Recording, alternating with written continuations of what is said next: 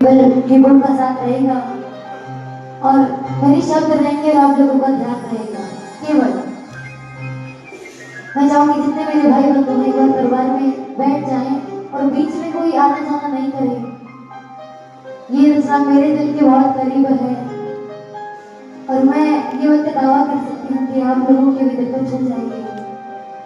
नहीं करे सब कहना के बाबा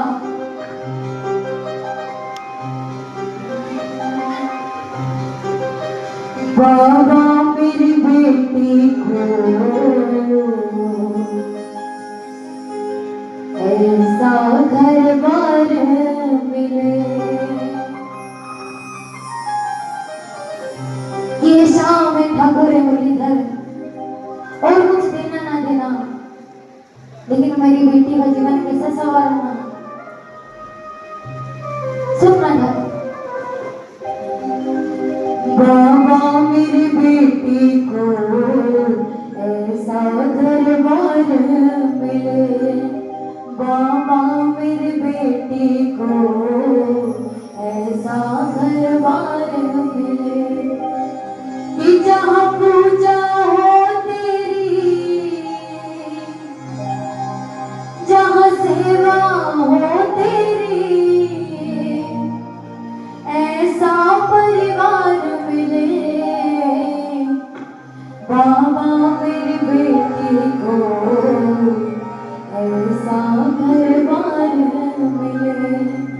बाबा मेरी बेटी को ऐसा घर बार मिले। और ठाकुर मैं तुमसे ये अर्जी क्यों लगाता हूँ, क्योंकि मैं क्या चाहता हूँ जब मेरी बेटी सामने वाले घर में जाए, जब उसकी डोली उठे, तो जब वो सामने वाले घर में जाए तो वो एक ही चीज देखे, क्या? छोटा सा मंदिर हो उस घर में शाम तेरा। छोटा सा मंदिर हो उस घर में शाम तेरा। उस घर का हर प्राणी जपता हो नाम तेरा। उस घर का हर प्राणी जपता हो नाम तेरा।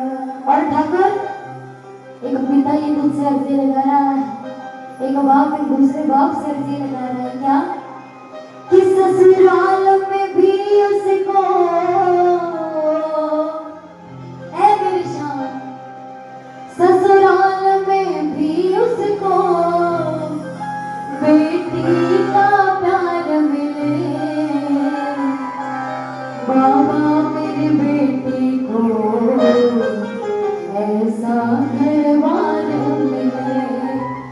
बाबा मेरी बेटी को ऐसा घर बार मिले। क्योंकि ठाकुर ये अर्जी क्यों लगा रहा है पिता तुमसे, क्योंकि बरसों की यादों को पल भर में भुलाएगी। बरसों की यादों को पल भर में भुलाएगी। जब डोली बेटी की मेरे घर से जाएगी। जब डोली बेटी की मेरे घर से जाएगी।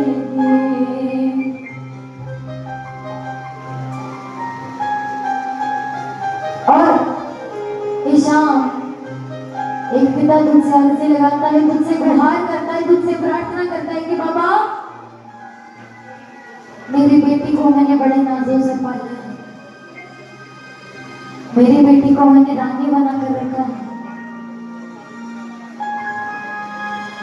और इस बात का विश्वास मुझे है कि वह जब सामने वाले घर में जाएगी, जब उसकी डोली उठती जाएगी, जब एक बेटी की विदाई होती है, वह सबसे कठिन समय होता है एक माँ बाप के लिए, एक भाई के लिए। उस समय उस बेटी के पास सभी मौजूद होंगे, उसकी माँ, उसकी बहन, उसका भाई, सब मौजूद होंगे, लेकिन एक बाप मौजूद नहीं होगा। इसलिए वो बाप गुहार लगाता है, अरदास लगाते, क्यों? क्योंकि एक बाप ऐसा इंसान है, ऐसा व्यक्ति है जो बचपन से लेकर उसकी विदाई तक उसको अपने हाथों से पालेगा, उसकी हर ख्वाहिश पूरी करेगा। लेकिन जब उसकी विदाई हो रही होगी, उस बेटी की डोली उठ रही होगी, वो बाप वहां नहीं मिलेगा, कितना भी ढूंढ लेना वो नहीं मिलेगा। वो मिलेगा किसी कोने में खड़ा, रो रहा होगा अपने बेटे के लिए कि हाँ, आज मेरे जिगर का टुकड़ा, आज मेरे कलेजे का टुकड़ा मुझसे दूर हो रहा है। और शाम, जिस तरह मैंने मेरी बेटी को मेरे हाथों से पाला है, बड़े नहीं नाजों से पाला है, उसी तरह सामने वाला परिवार उसको पाले। क्यों ठाकुर, क्यों लगाता है एक पिता तुमसे आवाज? क्योंकि रोते हुए जाएगी, रोते हुए जाएगी, हंसता परिवार मिले, बाबा मेरे बेटे को ऐसा परिवार मिले, बाबा मेरे बेटे को ऐसा परिवार मिले। और ठाकुर, ये अर्जी तो मैंने लगा ली तुमसे, ये प्रश्न तो कर ली, मगर एक थोड़ी सी अर्जी हो, जब गठबंधन होगा तुम्हें आना ही होगा, जब गठबंधन होगा तुम्हें आना ही होगा, अपनी लाडो बिटिया पर प्यार लुटाना ही होगा, अपनी लाडो बिटिया पर प्यार लुटाना ही होगा। तेरे दर से को बाबा, तेरे दर से को बाबा, इतना अधिकार मिले, बाबा मेरे बेटे को ऐसा घरबार मिले।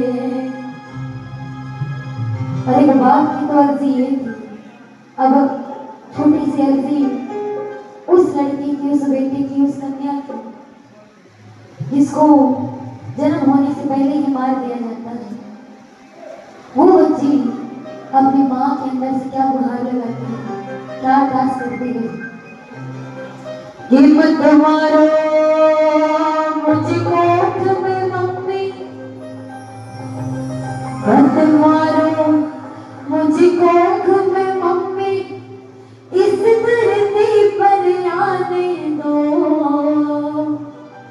मुझको मेरा हक दो पापा, मुझको मेरा हक दो पापा, कुछ करके दिखलाने दो, मुझको मेरा हक दो पापा, कुछ करके दिखलाने दो।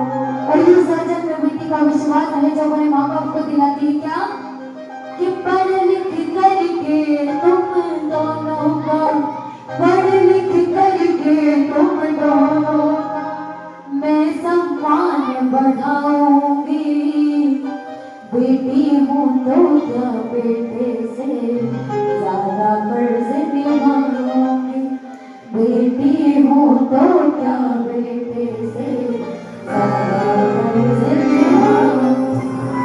माना कठिन डगर है मेरी, माना कठिन डगर है मेरी, पर मंजिल पा जाऊंगी, बेटी हूँ तो क्या बेटे से ज्यादा कर्ज निभाऊंगी।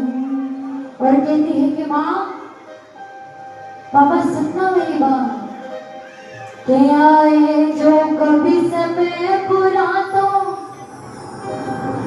कि मैं कितने भी दूर तुमसे चली जाऊं, लेकिन ये विश्वास दिलाती हूँ कि आए जो कभी समय बुरा तो, याद मुझे तुम कर लेना, मत कमजोर समझना खुद को, मत कमजोर समझना खुद को, आंख